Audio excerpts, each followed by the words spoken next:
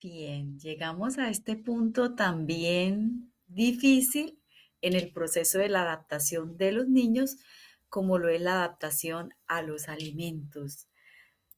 Wow, muchos niños abandonarán su proceso de educación inicial en los primeros intentos porque no se adaptan a los alimentos, porque no reciben alimentos.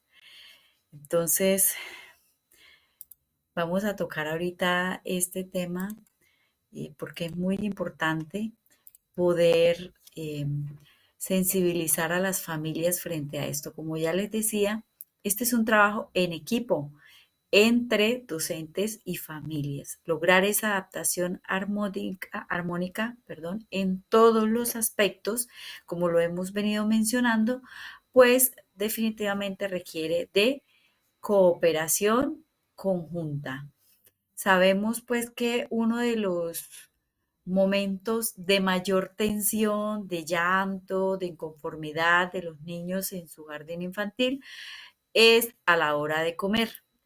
Por experiencia ya lo sabemos, ¿cierto? Porque no quieren comer solos, porque no les gusta lo que se les sirve, a veces es porque tienen sueño a la hora de comer o porque extrañan a la mamá, al papá, a la abuelita, al abuelito con quien comen en casa, extrañan que les den la comida en la boca, etcétera, etcétera. Son muchas cosas que pueden llegar a confluir en ese momento para que ellos no se sientan a gusto. Entonces, es muy importante que las familias contribuyan en casa con la ingesta de alimentos. Para eso es muy importante orientar a las familias desde el inicio, permitiendo que los niños consuman los alimentos por sí solos, que establezcan horarios de comida en casa similares a los de la institución, tanto el desayuno, el almuerzo, ¿cierto? Estas comidas principales que se hagan en lo posible en estos mismos horarios para que el niño tenga esos hábitos establecidos tanto en su cuerpo como en su mente, en ese reloj biológico.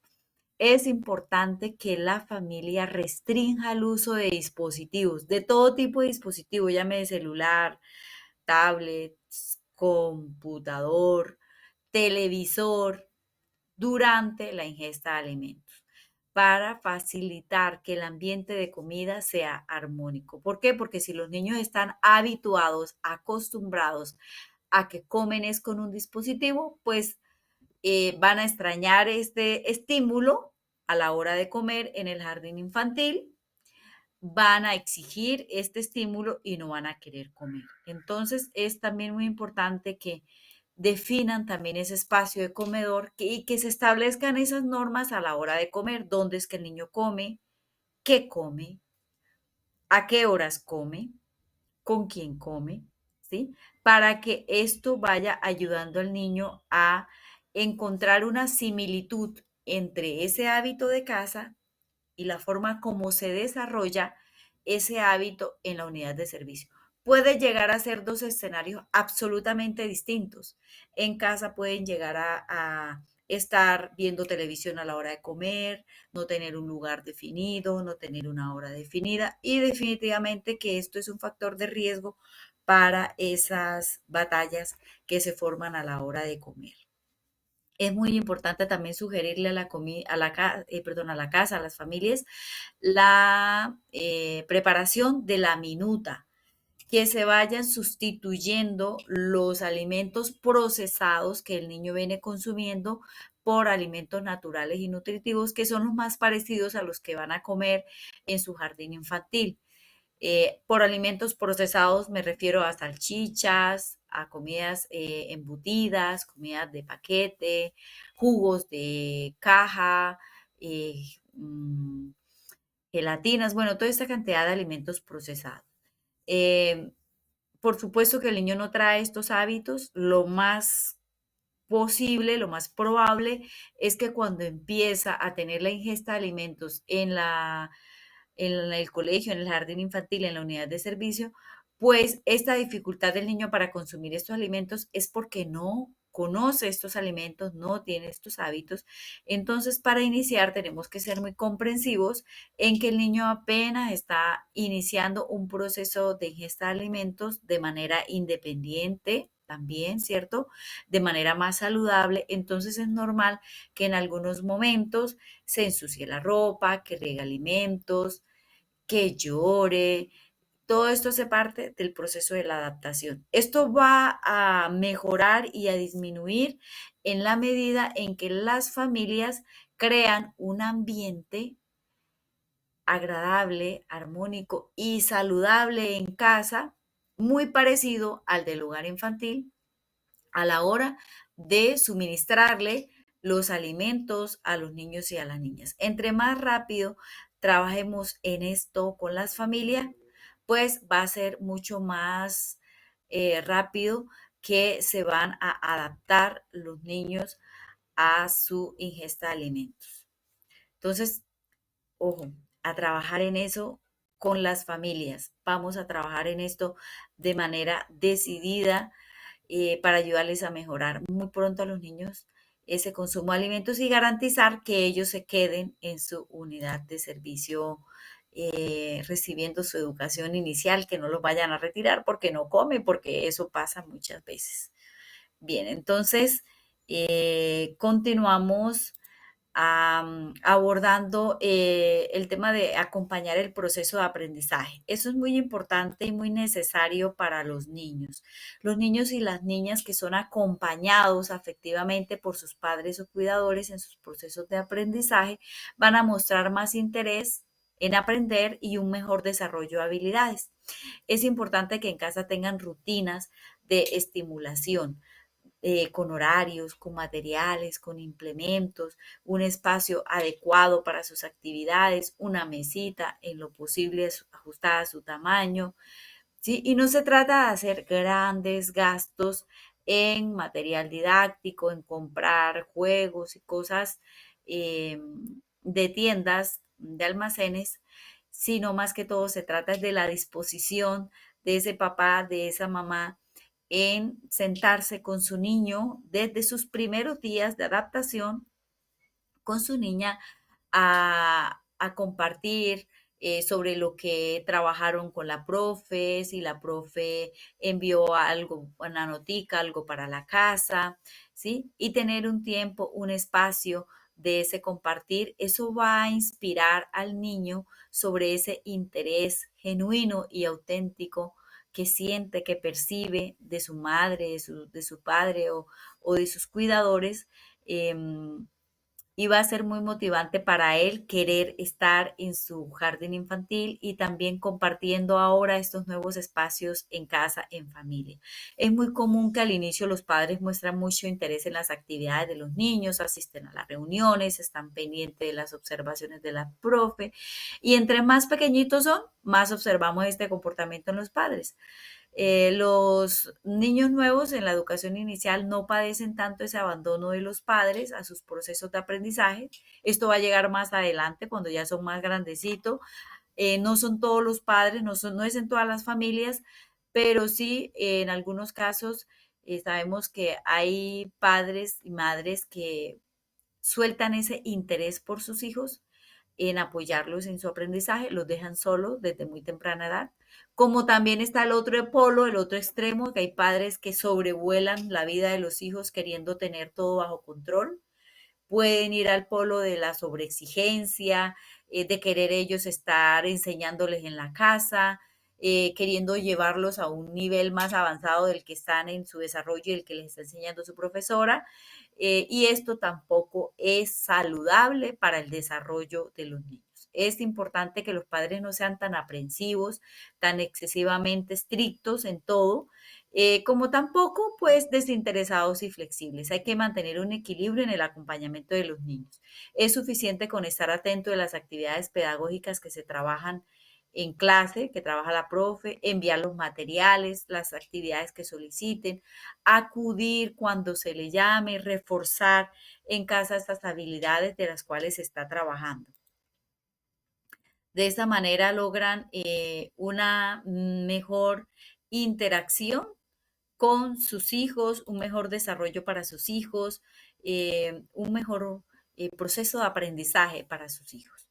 Bueno, voy a hablar aquí a continuación de que es muy relevante también, de que se hable mucho con los padres, de que los padres tengan mucha conciencia de que en casa no permitan el uso excesivo de dispositivos móviles. Ahora se usa el celular para calmar al niño, para que el niño coma, para que se duerma, para que se bañe, y esto resulta ser un factor de alto riesgo para la adaptación de los niños y para su aprendizaje en general.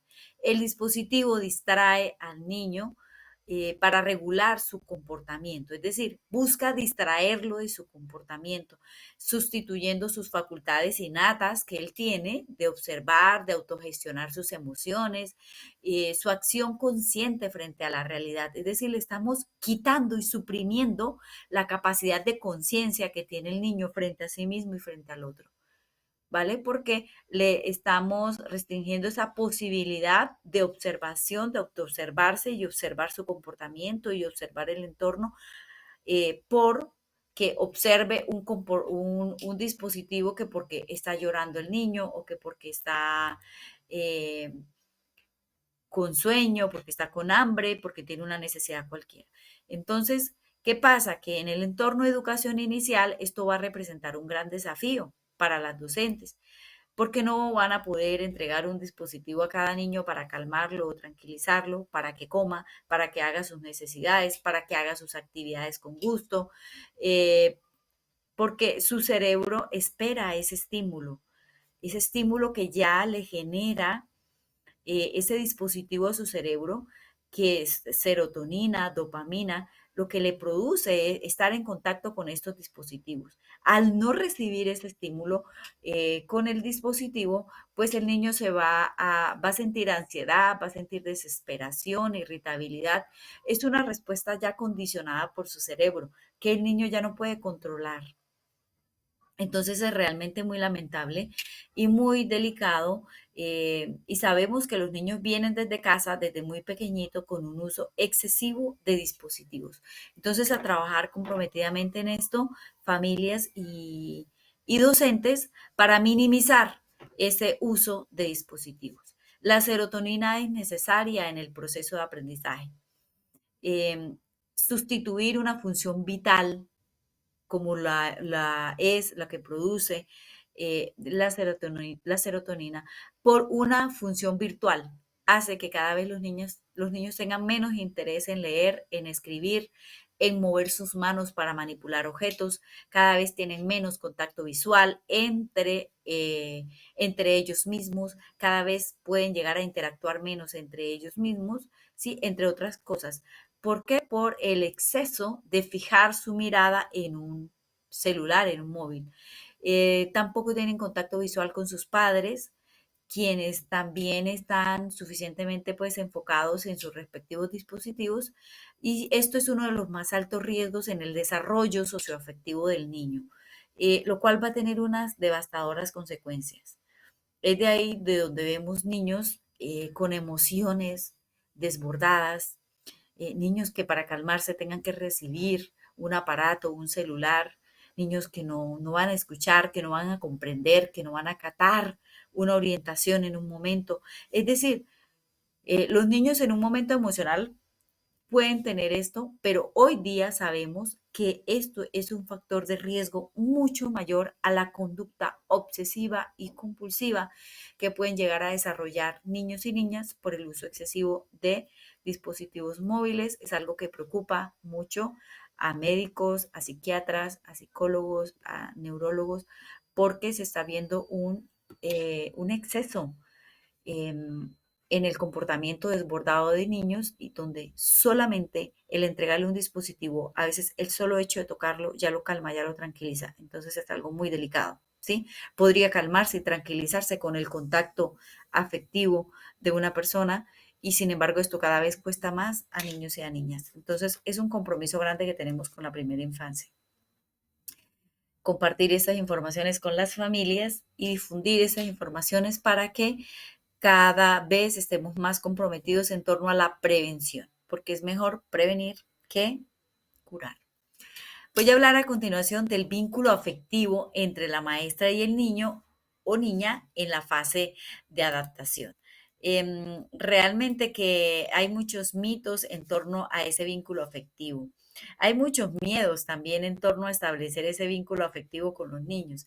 Se tiene la creencia de que se tiene la creencia de que si se brinda mucha atención al niño que llora, a la niña que llora, pues se va a apegar demasiado y después no va a querer desprenderse de su profe.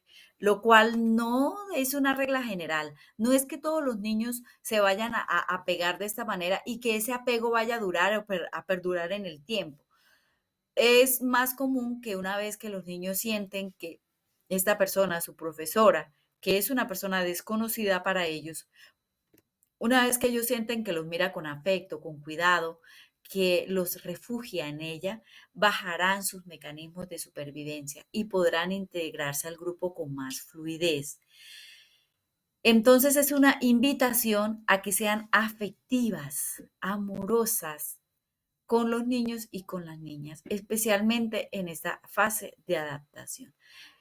Y, por supuesto, en adelante, esto va a facilitar mucho más la interacción, el seguimiento de normas, la adaptación de los niños a las actividades, a las rutinas y a los diferentes momentos pedagógicos que se desarrollan con ellos. ¿Cómo ser empáticos con las emociones de los niños? Es necesario conectar con el niño, con la niña y observar lo que expresa, cómo lo está expresando, qué está expresando. Tratar de descifrar lo que siente y ser respetuoso de ese sentir. Esa es una manera de conectar afectivamente con ellos.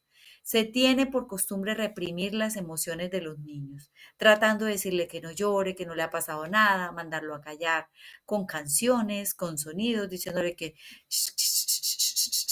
silencio, ¿cierto? Y directamente. Esto va a hacer que la emoción que él tiene, es decir, esa rabia, esa frustración, esto va a durar más. Esta emoción va a durar más. Con el curso de mi experiencia, he podido comprobar que entre más rápido se contenga la emoción del niño de manera asertiva, es decir, identificando la emoción, acompañándolo, estando presente para él, permitiéndole que sienta su emoción, obviamente poniéndole un límite de que no puede golpearse o golpear o tirar objetos, ¿sí? Pero sí acompañándolo a transitar su emoción. Si permitimos ese momento mientras él llora, lo acompañamos, le expresamos que lo entendemos, que se sienta triste, le explicamos que lo vamos a ayudar a resolver eso, el niño va a poder transitar más rápida la emoción. Y si de paso le agarramos la manito, lo abrazamos, lo arrullamos un ratito, validando su emoción, acompañando su emoción, esta emoción va a transitar más rápido. Este niño se va a sentir seguro en menos tiempo, que es lo opuesto a lo que siempre se ha hecho, que es esto de reprimir la emoción, de callarlo, de distraerlo para que no exprese sus sentimientos, sus emociones.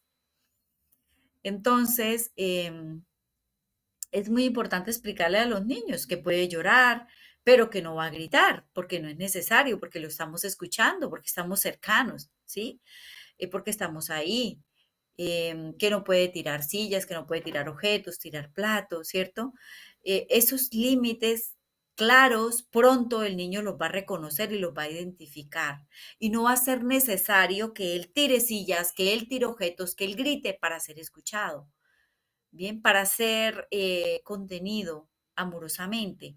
Entonces se dan cuenta que esto es lo opuesto, esto es lo opuesto. ¿Por qué los niños lloran, tiran objetos, se exacerban? Porque no se da una adecuada contención de sus emociones. ¿Y por qué no se contiene adecuadamente sus emociones? Generalmente es porque tenemos el falso mito, la falsa creencia de que si el niño me siente muy cerca, siente que me le acerco mucho, que le hablo mucho o que esto, entonces se va a pegar demasiado a mí. Bueno, pero realmente que eso no es lo que va a pasar. Lo que va a pasar es que se va a sentir más seguro, se va a sentir más cuidado, más protegido, más amado y ya no necesitará estar activando estos mecanismos de supervivencia para poder comunicarse. Bueno, va a aprender formas de comunicarse y se le están enseñando desde el ejemplo. desde la escucha, desde el diálogo. Maravilloso. Bueno, ya estamos llegando al final de esta maravillosa escuela o formación en adaptación armónica. El último tema que voy a tocar es el de las planeaciones pedagógicas en la etapa de adaptación. Te invito a ver la próxima clase, que ya es la última. Gracias, gracias, gracias por llegar hasta aquí y ya terminamos en la siguiente sesión.